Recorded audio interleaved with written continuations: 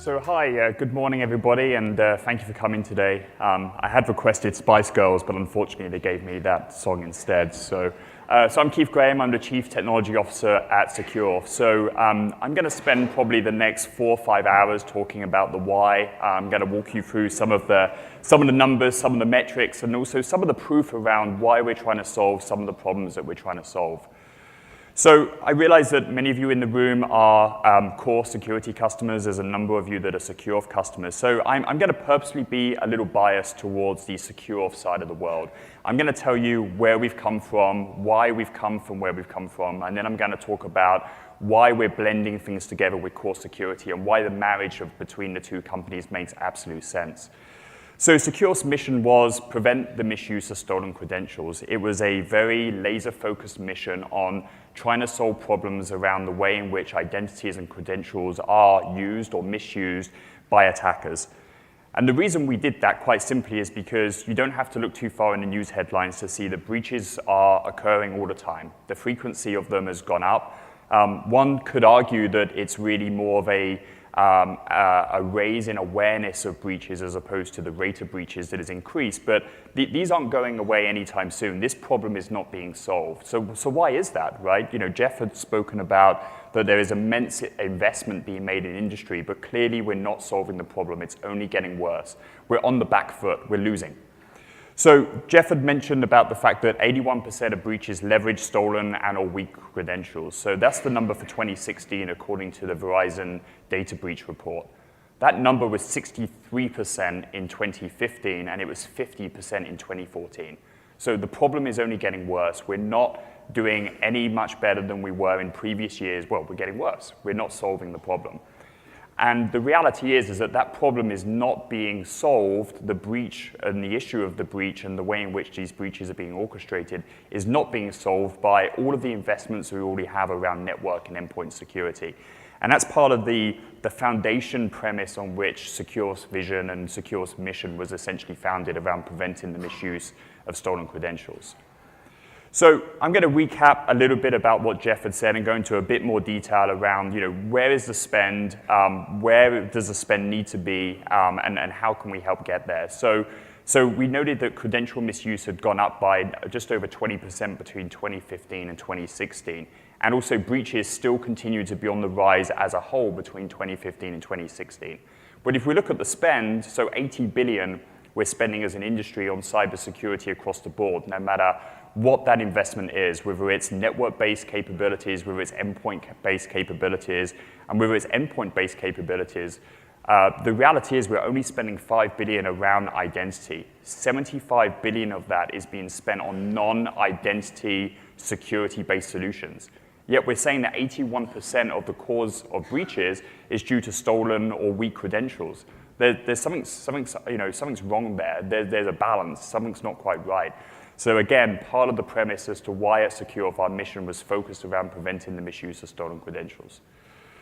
So as we think about identity differently, and I'm going to talk about that a bit more on the next slide, but it's important we rebase our belief system. So this is happening, as I like to say. So for those of you that are SecureAuth customers in the audience, I know that your belief system is rooted in the fact that identity security is important. The guy sitting in the SOC, the security analyst, the incident responder, they need the visibility into that identity security in the same way that they have that visibility into endpoint and network security. They need those same detection capabilities coming off of identity. They need the same protection capabilities coming off of identity. And the reality is, well, why is that? Well, we're measured differently now. We can no longer expect to keep attackers outside of the four walls. I mean, heck, the four walls don't even exist anymore, right? Data, applications, we're all using mobile devices. Everything is everywhere. So, but we're being measured differently. So we can't be expected to keep the bad guy out. It's just never going to happen. Prevention will always fail. That is the case. The attacker will always get in. How we're measured and how we need to measure ourselves is our ability in the time that it takes us to detect that something bad has occurred and then remediate against that. And that's where identity blended with both network and endpoint capabilities holds the key to that from a detection standpoint. So I'm going to ask you to try and change your perspective. Is it a duck? Is it a rabbit? So I don't know. But the reality is that when we look at identity security, we all look at it from the perspective of it's a business tool.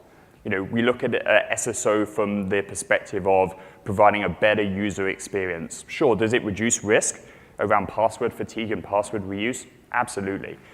When we think about identity management, we think about provisioning and deprovisioning and compliance and keeping the auditors happy, keeping things in check, ensuring that business workflows are good, ensuring people have the right access to the right applications. But we've been so focused on ensuring that we let just the good guy in that we've not been focused on keeping the bad guy out. And again, that's another perspective I'm going to ask you to try and change as you think about identity security. It is exactly that. It's security. It's not just about identity anymore. So there's a need for a new approach. So I've spoken a lot about network, I've spoken a lot about endpoint, and now obviously I'm speaking a lot about identity. It's worth saying as well that when I talk about network, I am encapsulating all those types of market segments that exist within threat capabilities that sit on the network, and the same is true of endpoint as well. So what do these capabilities give us? Those investments that you have around network-based security solutions, those investments you have around endpoint-based security solutions. Ultimately, and I'm talking in broad strokes here, but to generalize, if you think about what your network-based capabilities are giving you, and if you're a Dambala customer, you're absolutely benefiting from this. It gives you a presence IOC. It gives you an indicator of compromise that something bad is present on your network. It's whizzed across, right? That's what it's bubbling up. From an endpoint perspective, what is endpoint capability giving you? Well, it's giving you presence and execution IOCs. It's giving you the fact that something has landed on the endpoint, and it may have or may have not detonated. If it has, then you have an execution indicator of compromise. All very well and good. But from an identity perspective, what is going on there? Well, what is an identity? It's a set of credentials, right? It's a username and a password. It's a two-factor token that may be associated with that. The reality is that, sure, we have bots. We know that bots attempt to enumerate credentials, but the reality is an infiltration IOC is a high-fidelity indicator that there is a human bad actor that is attempting to use those credentials. So we understand what all these different IOCs are, but here's the thing. None of these on their own is going to help solve the problem. It is the blend of pulling these IOCs together, but also changing our perspective and pulling in the infiltration IOCs from an identity standpoint that gives us a much better opportunity to not only better protect ourselves, but also give us a much better opportunity to help detect the threats that are occurring, not just on the network, but also on the endpoint, and then also against the identity. So I'm going to show you a slide that Jeff stole from my deck. I'm going to talk about the attack lifecycle. I've just been fired. So I'm going to talk about how these capabilities apply to the new approach. So I'm going to attempt to walk you through at a very high level the anatomy of an attack. So here we have the bad guy. So what do attackers do from an identity perspective? Well, once they've coerced the user into downloading some malware, or the attacker has already purchased stolen credentials from the dark web or from some illegal source, they will attempt to penetrate the organization. On doing so, they will establish their foothold. They've got that initial foothold in using those stolen credentials or by the fact that they've used some form of malware to get there. But once again, they're then using credentials to gain access to systems. And it's then that they start to escalate their privileges. Again, you see a theme. They attempt to obtain privileged credentials. They will attempt to move laterally. And this is a very cyclic process. They will move laterally, they will escalate privilege, move laterally, escalate privilege. And they will continue to do so until they have the rights that they need in order to perform reconnaissance, find the data or the intellectual property they're looking for, and ultimately complete their mission. So it's a very identity-centric view of the world, and I'm going to come back to this in terms of how this pertains specifically to network and endpoint and to all of the capabilities that we have in the combined company. But again, focusing on the attack lifecycle from an identity perspective gives us, again, a much better opportunity to protect and detect our customers. So at SecureAuth, and again, I'm taking a very biased view here because I not only want to educate you on the history and the color behind SecureAuth, I want to talk about how we blend this together under the guise of our new combined company. So let's talk about the vision for adaptive access. So this vision has already existed within two parts. It's about broad coverage. It's about ensuring that we have all points of authentication within the enterprise covered. And the enterprise is not simple and straightforward. It's complex. There's always the hairy tail of legacy stuff. We, as SecureAuth, have understood that problem better than anybody. And then it's also about methods and techniques. So it's also about employing ways of matching the patterns that we see attackers take in the attempt, again, to better not only protect against them, but also detect their activities. So let's talk about part one, broad coverage. So it's at the VPN.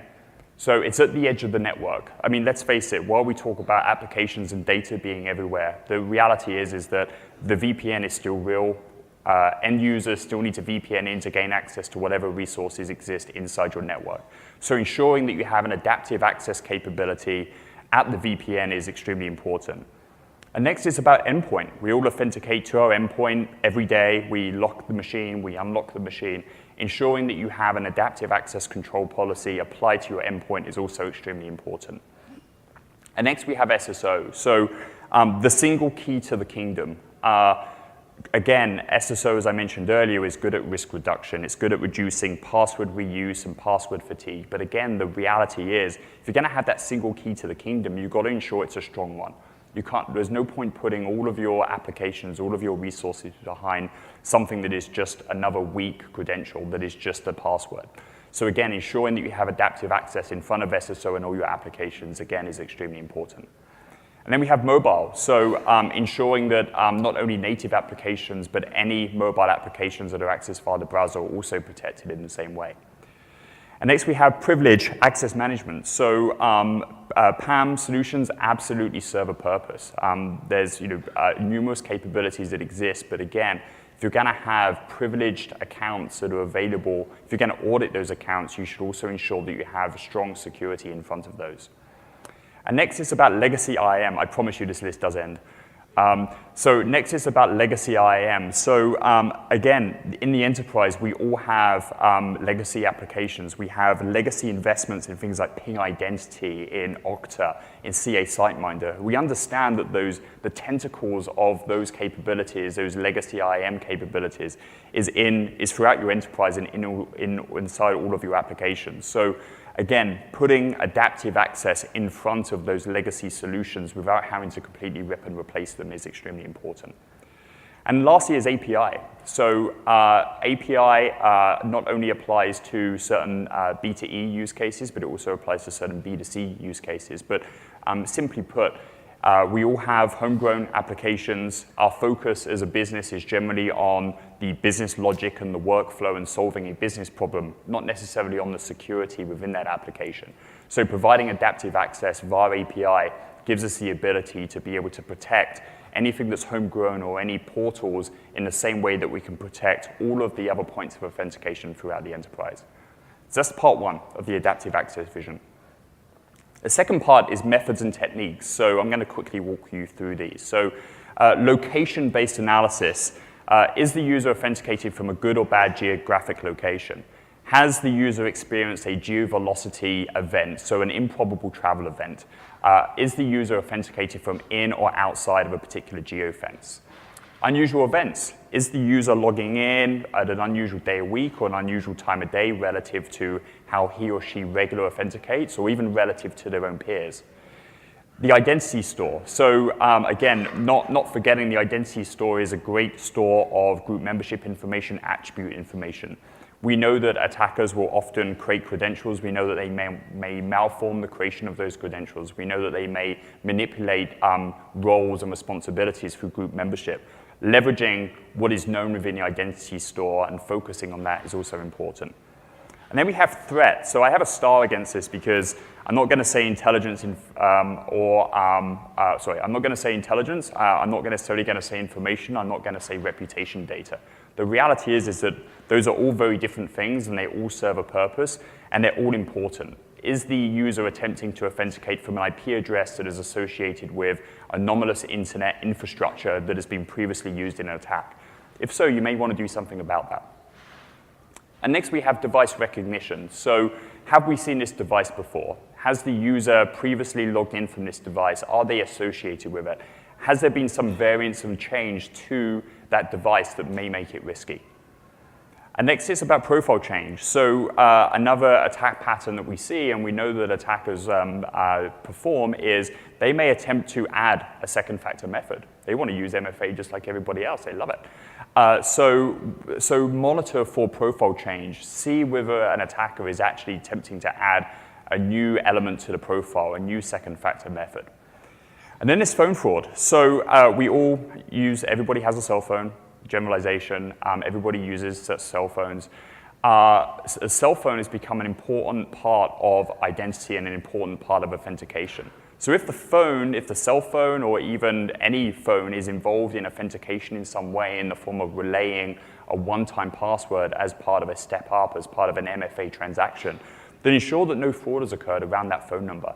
Ensure that the phone number hasn't been ported. Ensure that it's still associated with the original carrier network. And then lastly, unusual activity. How is a regular user behaving relative to how they've accessed applications previously? If suddenly they're if they're performing application access at a level, at a frequency that they've never done before, then there may be some level of risk there. So all of these capabilities help us find the needle in the haystack. It's worth also pointing out as well is that around the vision of adaptive access, these types of capabilities are realized in two ways. The first is policy-based, as in I have a set of rules that my business needs to conform to, and if there's something outside of those rules, then there's risk, then do something. The second one is employing machine learning. Quite simply, with some of these capabilities, it's not a job for a human, it's a job for a machine. So that helps us find, like I said, that needle in the haystack. It helps us compare and cross-compare all of the relative activity from all of these events against others. So therefore, it gives us a much better chance at, again, attempting to detect anomalous activity. So I spoke about broad vision and broad coverage and the different types of methods and techniques. So let's talk about very quickly about some use cases. So when we think about enterprise applications and data, these have generally been the key use cases that we've seen exposure in. So the VPN. And I'm going to walk through some real live attacks in a moment, but the VPN is a particular area where it makes it very easy for attackers, once they have stolen credentials, to be able to get in. And yes, they have the audacity to VPN into your network using credentials they've stolen, just like you do. They have the audacity to do that. They want to blend in with the day-to-day noise. That is real. Web applications. So the notion of sitting in front and adding security around Salesforce, around GitHub, around Jira, whatever the web applications are that you are using. Office 365, a very special beast, and I have a slide dedicated just to that.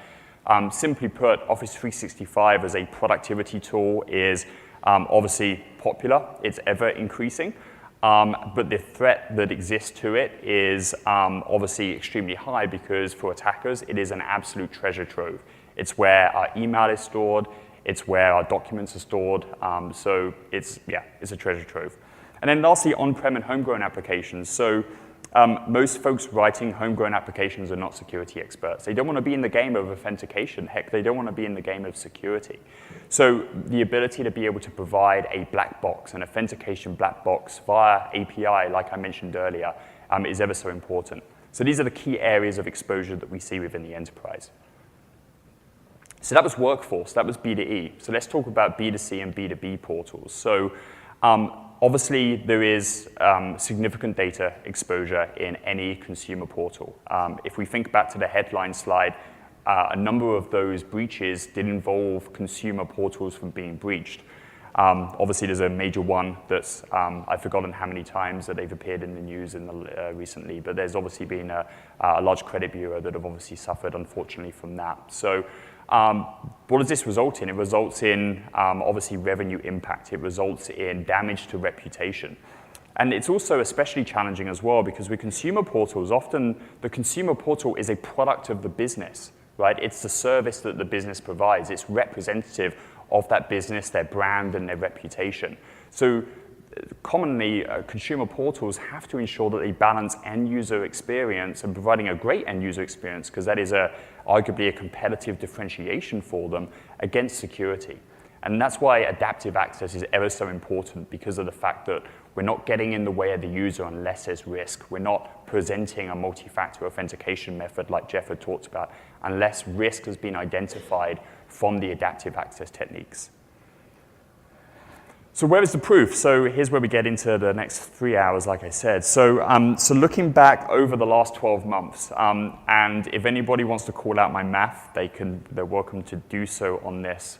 It was a very late night. So over the last 12 months, we've processed over 600 million authentications. That's across just over 4 million users. If you're wondering, that is on around 500 customers. In a working day, that is 89 authentications a second, 24 hours a day, 7 days a week, that is 20 authentications a second. And that's based upon the time zone coverage of the customer base that we have. Okay, I'm glad I remembered that. So, so out of that 617 million authentications, over 500,000 of those were successful. So we're not interested in those, that's great. The users got in, they were unbothered. They didn't even have to necessarily provide a multi-factor method. We analyzed risk, we let them in, fantastic, they're happy. But let's focus on the 69 million. So out of that, it's not very exciting, is it? 60 million times a bad password was used. Well, we all fat finger a password, heck, I do it twice a day. But that resulted in 119,000 account lockouts. Again, we all fat finger a password 3 times. Robert Block has this great line that he always says that my login experience always includes clicking forgot my password. That's part of my authentication workflow on a daily basis. It's really true. So we all lock out accounts.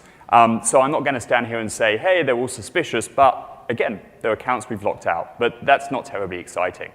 500,000 times, though, and this is where it gets a bit more interesting, a bad one-time password was entered. So the user or the attacker knows their username, they know their password, but then a bad one-time password was entered. Okay, that's a little more interesting. But again, we all fat finger, right? We sometimes all hit deny when we really mean accept. We sometimes hit the wrong number and press the return key a little too quickly. But 79,000 times the user exceeded the bad OTP count, meaning that happened more times than it should. So it starts to get a little bit more interesting, right? We've got to ask ourselves, I wonder how many of those are suspicious enough that we could believe that they were attackers. So let's get into this a little bit more. 77,000 times the IP addresses were malicious and denied. Fantastic. That's great.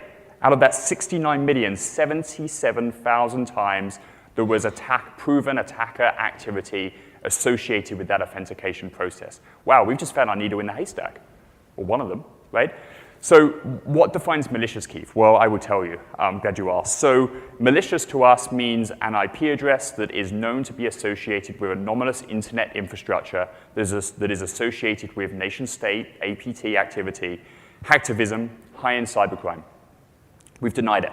So we've proven that. 2.1 million times we stepped up the authentication. It means that, hold on a minute, there's something a little risky going on here.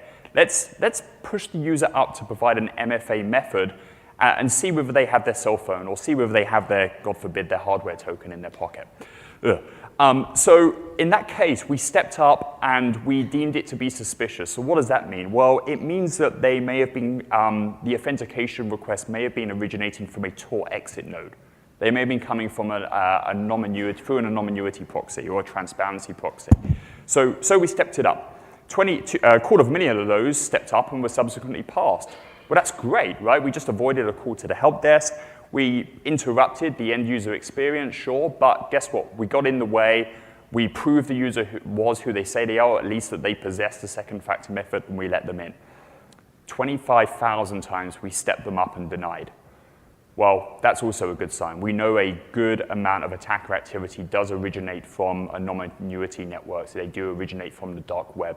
So in that case, out of the 2.1 million suspicious, we confirmed, hopefully, and there could be legitimate reasons for the denial, but 25,000 times we've reduced the risk of what could be or would be attacker-based activity. And the remaining attempts were abandoned. We don't know the reason why. The browser was closed. The attacker decided not to proceed. They couldn't proceed. They didn't have the means to do so. Maybe the user just got pissed off and they closed their browser and that was it, who knows. So, but the reality is that there are needles in the haystack to be found. There are needles in the haystack that will help reduce risk, and the key to that is focusing on the identity, and the key to that is adaptive access control. Let's keep going. There's more. I told you it would take a few hours. 800,000 times we didn't recognize the device. That means that in the past, you've authenticated successfully. We've prompted you for a second factor method. You've verified you are who you say you are. But 800,000 times, like, the device changed. There was some variance, or it was a brand new device. So is that some level of risk? Depending upon what vertical you're in, between 8 and 40% of breaches orchestrated today still involve the use of a stolen device. That's staggering. So again, another piece of risk that's been reduced. Attackers, do they add two-factor methods? Do they look to leverage OTPs? Absolutely. So over 600,000 times, we deny the enrollment of a new OTP method because of some level of risk. And then over 200,000 times, we denied changing the user's password, again, because there was some level of risk. If that was an attacker, the attacker would have had the username, they would have had the password, but it may have not had the second factor. They could have been coming in from an IP address that we deemed to be risky, so we denied that change, again, reducing risk. And the remainder were due to incorrect username. Again, make of that what you will. Not necessarily suspicious, but make of it what you will. Or a bad token being presented, and I'm going to talk about that next. So let's loop back on Office 365. So Netscope did who are CASB, who fit within that network bucket of capabilities and investments we've been speaking about. They did a great study around Office 365 based upon a cross-section of their customer base. And they determined that over 71% of their customers had an account compromised against Office 365, so a username and password pair compromised, no MFA in place. In the last 180 days, SecureAuth has stopped 85.2 million bad things for our Office 365 customers. So we haven't got the time to go into the detail as to what that is, but 85 million times we stopped something bad from happening to our customer base. So don't forget about the blended approach, though. So I've harped on about identity because it's where I live.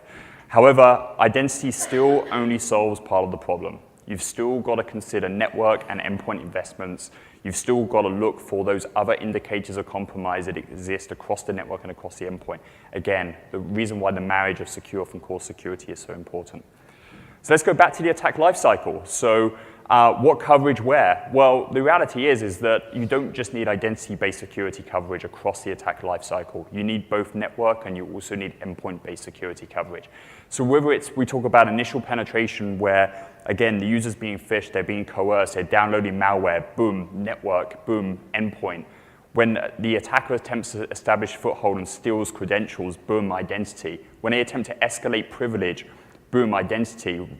When they use known vulnerabilities to exploit that path of lateral movement when credentials aren't necessarily available, boom, endpoint. And then, of course, what do? They find their data, they perform their reconnaissance, they do this in a cyclic fashion, and they complete their mission. That's why the blend of all of these capabilities from a protection and detection standpoint is ever so important. So don't take my word for it. Let's look at a couple of real-world examples. So a major retail store. So this is an interesting one. So employees at a supplier of this retail store were targeted. What happened then? Well, the users at that partner, that supplier, were targeted for an email phishing scheme that ultimately resolved in a piece of malware landing on the endpoint of one of its employees. At that point, passwords were stolen, just username and passwords. Unfortunately for that retail store, they protected their supplier VPN simply using a username or password. So while that supplier was targeted, the attackers were able to gain entry into the retail store's network through using those stolen VPN credentials. So malware in play, also credentials in play. Then the attackers attempted to move laterally. They were performing reconnaissance at this point. They realized what they've got themselves onto. So they moved laterally, and not only did they use credentials, they also exploited several vulnerabilities in that victim network, in that retail network. Again, not something that identity would solve on its own, only something that a vulnerability assessment capability around the endpoint and around the servers would have solved. So once again, malware is put into play. So the attackers have used credentials, they've exploited vulnerabilities to get where they want to get to. And what are they then using? They're then using malware once again. Again, focusing on the network, focusing on the endpoint would have given us the capability to better detect and protect against this type of attacker activity. And what did the attackers do? They compiled in real-time credit card details, and ultimately they exfilled that data to numerous drop locations, resulting in credit card information being stolen. Another real-world example, very quickly, a consumer portal example, a major health insurer. So once again, the attackers were coerced into a phishing attack. The foothold was achieved using a RAT, a remote access Trojan. Using that remote access Trojan, they were able to gain control of an endpoint device, at which point that they were able to steal credentials. They targeted and performed reconnaissance and targeted the DB admins and several admins within the target organization.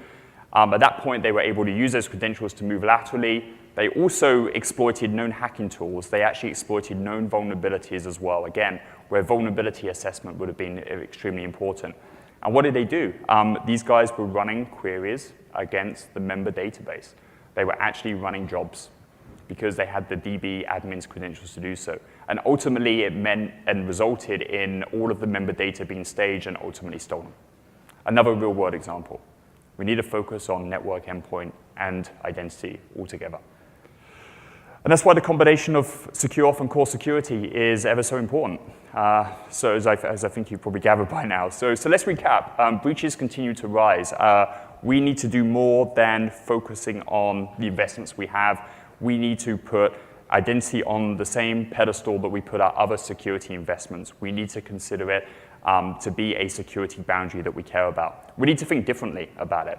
We have proof across SecureAuth's customer base. We've proven that a good number of these techniques work. The fact is that we do stand a better chance of protecting and detecting against attacker activity based upon the capabilities we have.